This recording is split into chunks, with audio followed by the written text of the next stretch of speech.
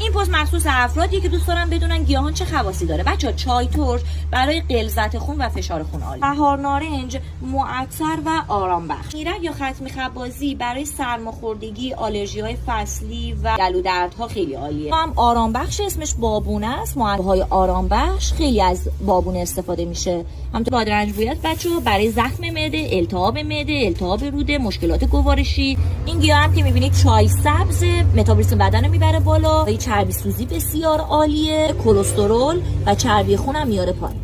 اینا ریشه کمای بچه‌ها ضد عفونی کننده خیلی قویه، برای دلپیچی و دلدرد عالیه و برای پاکسازی کل بدن.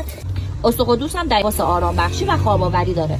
این گیاه تاج خروس بچه‌ها برای سرماخوردگی و آنفولانزا عالیه، طبعش گرمه.